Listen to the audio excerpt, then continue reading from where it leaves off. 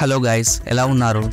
Present మన ఇండియాలో top position లో ఉన్న ప్రైవేట్ టెలికాం కంపెనీస్ వచ్చేసి జియో, ఎయిర్టెల్, వోడాఫోన్. అయితే వీటిలో మెయిన్ గా ఒకదానితో ఒకటి పోటీ పడుతున్నది మాత్రం జియో ఇంకా ఎయిర్టెల్. ఇది తెలిసిన విషయమే. అయితే ఈ కంపెనీస్ రీసెంట్ గా జూలై 3 నుంచి తమ కంపెనీ రీఛార్జ్ ప్లాన్ ప్రైసెస్ ని 12 to 25% వరకు సడన్ గా పెంచేశాయి. దాంతో చాలా మంది యూజర్స్ దీనికి ఆపోజిట్ గా సోషల్ మీడియాలో బాయ్కాట్ జియో అండ్ ఎయిర్టెల్ అని పోస్టులు చేస్తున్నారు. ఇది ఎలా ఉంటే ఇంకో సైడ్ మాత్రం అదే సోషల్ మీడియాలో కొద్ది రోజుల నుండి ఎక్కడ చూసినా గవర్నమెంట్ టెలికాం కంపెనీ అయిన బిఎస్ఎన్ఎల్ పేరు బాగా వినిపిస్తుంది. అంటే బిఎస్ఎన్ఎల్ ని సపోర్ట్ చేస్తూ సపోర్ట్ బిఎస్ఎన్ఎల్ అనే హ్యాష్ ట్యాగ్ బాగా ట్రెండ్ అవుతుంది. ఎందుకంటే ఇండియాలో ఇప్పుడున్న జియో అండ్ ఎయిర్టెల్ తో పోల్చుకుంటే బిఎస్ఎన్ఎల్ కంపెనీ యొక్క రీఛార్జ్ ప్లాన్స్ అనేవి చాలా తక్కువ ప్రైసెస్ కి అవైలబుల్ లో ఉన్నాయి. కాకపోతే ఈ నెట్వర్క్ ని పెద్దగా ఎవరు యూజ్ చేయరు. దీనికి చాలా మంది కస్టమర్స్ చెప్పే రీజన్ ఏంటంటే జియో ఇంకా ఎయిర్టెల్ కంపెనీస్ తో పోలిస్తే బిఎస్ఎన్ఎల్ సిగ్నల్ అంత ప్రాపర్ గా ఉండదని చెప్తున్నారు. ఇంకా నెట్వర్క్ కూడా సరిగ్గా రాదని చెప్తుంటారు. అయితే మీకు తెలుసో లేదో కానీ మన ఇండియాలో ఫస్ట్ టెలికాం కంపెనీ వచ్చేసి బిఎస్ఎన్ఎల్ అండ్ మన ఇండియాలో ఫస్ట్ ఇంటర్నెట్ ని ప్రొవైడ్ చేసింది కూడా ఈ కంపెనీనే.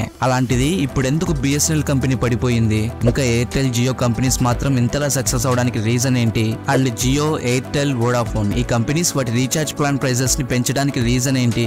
నిజంగానే రతన్ టాటా గారు బిఎస్ఎన్ఎల్ టెలికాం కంపెనీలోకి ఇన్వాల్వ్ అవుతున్నారా? ఒకవేళ అయితే ఫ్యూచర్ లో బిఎస్ఎన్ఎల్ గ్రోత్ ఎలా ఉండబోతుంది? అండ్ ఇప్పుడుండే సిచ్యువేషన్ లో మనం బిఎస్ఎన్ఎల్ కి పోర్ట్ అవ్వచ్చా? ఇలా చాలా విషయాల గురించి ఈ వీడియోలో చెప్పబోతున్నాను. సో వీడియో అనేది చాలా ఇంట్రెస్టింగ్ గా ఉండబోతుంది. స్కిప్ చేయకుండా లాస్ట్ వరకు చూడండి. సో ఇంకా లేట్ ఎందుకు, let's get in to the topic. Actually ఈ బిఎస్ఎన్ఎల్ కంపెనీ అయితే ఒకప్పుడు అంటే బిఎస్ఎన్ఎల్ కంపెనీని స్టార్ట్ చేసినప్పుడు ఈ కంపెనీ చాలా ప్రాఫిట్స్ లోనే ఉండేది. కానీ తర్వాత 2009 నుంచి చిన్నగా లాస్ లోకి వెళ్ళిపోయింది. దీనికి రీజన్ ఏంటంటే ఫస్ట్ మిస్టేక్ వచ్చేసి గవర్నమెంట్ ది. ఎందుకంటే ఆ టైంలో అన్ని private companies like Bharti Airtel and Vodafone Idea ఇవన్నీ కూడా కస్టమర్స్ కి మంచి మంచి ఫ్యూచర్స్ తో అంటే like value added services and data packs ని మంచి నెట్వర్క్ క్వాలిటీతో ఇస్తూ చాలా ఫాస్ట్ గా 3G నుంచి 4G కి, 4G నుండి 5G కి ఇలా ఫాస్ట్ గా డెవలప్ అవుతూ వెళ్తుంటే కానీ గవర్నమెంట్ మాత్రం బిఎస్ఎన్ఎల్ కి సరైన సమయంలో స్పెక్ట్రమ్ ఇవ్వకోకుండా ప్రైవేట్ కంపెనీస్ కి మద్దతుగా గవర్నమెంట్ నిలిచింది. అందుకే ఇలా బిఎస్ఎన్ఎల్ లాస్ లోకి వెళ్ళిందని. అండ్ బిఎస్ఎన్ఎల్ ఈ స్టేజ్ కి రావడానికి ఇంకొక రీజన్ ఏంటంటే మేనేజ్మెంట్ అండ్ అందులో మెజారిటీ ఆఫ్ ఎంప్లాయీస్ యొక్క నెగ్లిజెన్స్ వల్లనే బిఎస్ఎన్ఎల్ ప్రైవేట్ లాంటి కంపెనీస్ కి ఈక్వల్ గా సర్వీస్ ని అందించలేక వెనుకబడిపోయిందని ఆ కంపెనీలో వర్క్ చేసే వాళ్ళే కొంతమంది చెప్తున్నారు. అయితే ఒకప్పుడు ఇండియాలో చాలా టెలికాం కంపెనీసే ఉండేవి like Aircel, Tata Docomo, Telenor, virgin, idea, BSNL etcetera. ఇలా దాదాపు 15 కంపెనీస్ కంటే పైగా ఇండియా టెలికాం కంపెనీ బిజినెస్ లో పోటీ పడేవి. కానీ 2016లో జియో లాంచ్ అయింది. అయితే ఆ టైంలో జియో సిమ్ ని ఫ్రీగా ఇచ్చి సిమ్ తో పాటు అన్లిమిటెడ్ డేటా లాంటి కొన్ని సర్వీసెస్ ని ఫ్రీగా ఇచ్చింది. దాంతో చాలా మంది యూజర్స్ తమ సిమ్స్ ని జియోకి పోర్ట్ చేయించుకున్నారు. ఈ ఇంపాక్ట్ వల్లనే మిగిలిన కంపెనీస్ అన్ని కూడా జియోకి పోటీ పడలేక కంపెనీస్ అన్ని పర్మనెంట్ గా క్లోజ్ చేసుకున్నాయి. ఇంకా మిగిలింది జియో, ఎయిర్టెల్, వోడాఫోన్, బిఎస్ఎన్ఎల్ ఈ 4 కంపెనీస్ మాత్రమే. అయితే ప్రెసెంట్ మెయిన్ గా 2 కంపెనీస్ మాత్రమే ఒకదానితో ఒకటి కాంపిటీషన్ పడుతున్నాయి. అవే ఎయిర్టెల్ అండ్ జియో. సో ఈ 2 కంపెనీలు ఇంతగా సక్సెస్ అవడానికి రీజన్ ఏంటంటే ఈ కంపెనీలు యూజ్ చేసిన స్ట్రాటజీ. అదే బైట్ అండ్ హుక్ స్ట్రాటజీ. అంటే ఫర్ ఎగ్జాంపుల్ ఏదైనా ఒక కంపెనీ కొత్తగా బిజినెస్ స్టార్ట్ చేసినప్పుడు లేదా బిజినెస్ ని నెక్స్ట్ లెవెల్ కి ఎక్స్పాండ్ చేసినప్పుడు వాళ్ళు అందులో చాలా డబ్బులు ఇన్వెస్ట్ చేస్తారు. సో వాళ్ళు ఇన్వెస్ట్ చేసిన ఆ డబ్బులు వాళ్ళకి తిరిగి రావాలంటే ఫస్ట్ వాళ్ళకి కావాల్సింది కస్టమర్స్. అందుకు వాళ్ళు కస్టమర్స్ ని అట్రాక్ట్ చేయడం కోసం చాలా కంపెనీలు discounts and offers, cash backs లాంటివి ఇస్తూ కొన్ని మార్కెటింగ్ ట్రిక్స్ ని ప్లే చేస్తారు. ఇందులో ఒకటి బైట్ అండ్ హుక్ స్ట్రాటజీ కూడా. అయితే ఈ స్ట్రాటజీ ఎలా వర్క్ అవుతుందంటే ముందు కస్టమర్స్ ని అట్రాక్ట్ చేయడం కోసం వాళ్ళు తమ ప్రోడక్ట్ ని కానీ లేదా సర్వీస్ ని కానీ ఫ్రీ అని చెప్పి అనౌన్స్ చేస్తారు. ఫ్రీ అంటే ప్రతి ఒక్కరు దాన్ని యూజ్ చేయడం స్టార్ట్ చేస్తారు.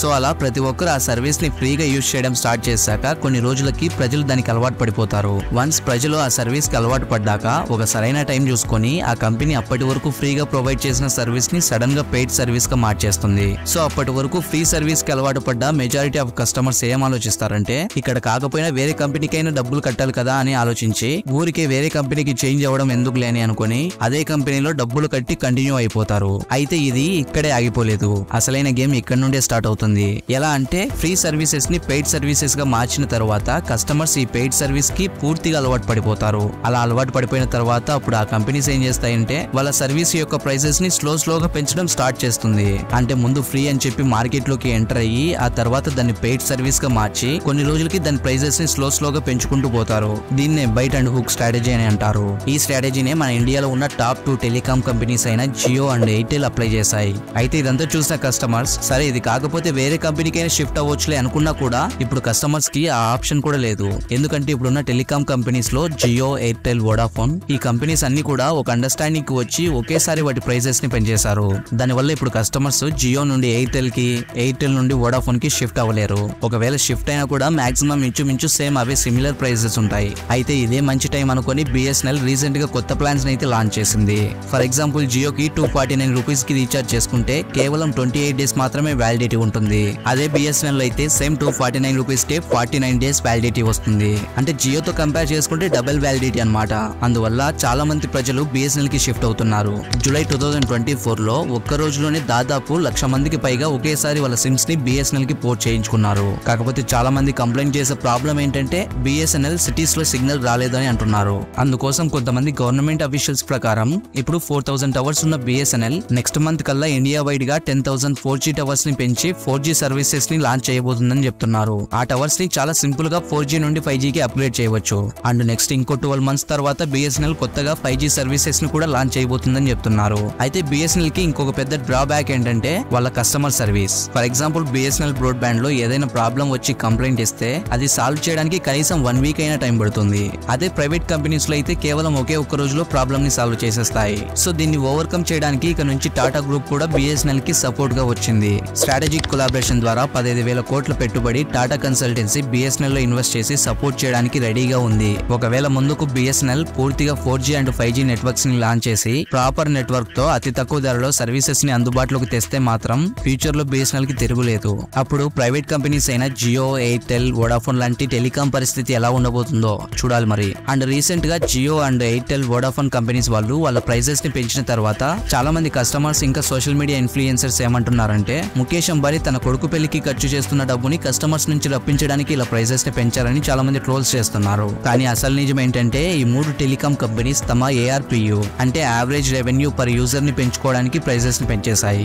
ARPU అంటే ఒక కస్టమర్ నుండి టెలికాం కంపెనీకి యావరేజ్ గా వచ్చే ప్రాఫిట్స్ ని ARPU అంటారు. ఇంకా ఫైనల్ గా ఇప్పుడున్న సిచ్యువేషన్స్ లో బిఎస్ఎన్ఎల్ కి పోర్ట్ అవ్వచ్చా లేదా, సిమ్ ని తీసుకోవచ్చా లేదా అంటే కొన్ని ప్లేసెస్ లో సిగ్నల్ మంచిగా వస్తుందని చెప్తున్నారు, ఇంకొన్ని ప్లేసెస్ లో నెట్వర్క్ సరిగా రావడం లేదని చెప్తున్నారు. సో మీరు సిమ్ ని తీసుకునే ముందు ఒకసారి మీ ఏరియాలో సిగ్నల్ చెక్ చేసుకుని సిమ్ ని తీసుకోవడం బెటర్. అండ్ ఇంకో థింగ్ ఏంటంటే ఒకవేళ మీ ఏరియాలో మంచిగా సిగ్నల్ వస్తుంది, కాలింగ్ కి మాత్రమే మేము యూజ్ చేస్తాం అనుకుంటే మీరు బిఎస్ఎన్ఎల్ కి స్విచ్ అవ్వచ్చు. అలా కాదు మేము హెవీ డేటా యూజర్ అంటే మీకు బిఎస్ఎన్ఎల్ సెట్ అవ్వకపోవచ్చు. ఎందుకంటే 4G బిఎస్ఎన్ఎల్ నెట్వర్క్ అనేది వాళ్ళు ఇప్పుడిప్పుడే స్టార్ట్ చేశారు కాబట్టి మోస్ట్లీ నెట్ స్పీడ్ అంత ఫాస్ట్ గా ఉండకపోవచ్చు. అండ్ ఫైనల్ గా మీలో ఎంతమంది బిఎస్ఎన్ఎల్ సిమ్ కి చేంజ్ అవ్వబోతున్నారు ఒకసారి నాకు కింద కామెంట్ చేసి చెప్పండి. అండ్ వీడియో నచ్చితే లైక్ చేయడం మాత్రం మర్చిపోకండి. ఇంకా ఇలాంటి ఇన్ఫర్మేటివ్ వీడియోస్ కోసం ఛానల్ ని సబ్స్క్రైబ్ చేసుకొని పక్కనే ఉన్న బెల్ ఐకాన్ ని ఆన్ చేసుకోండి. అప్పుడే నేను పెట్టే వీడియోస్ మీకు వస్తాయి.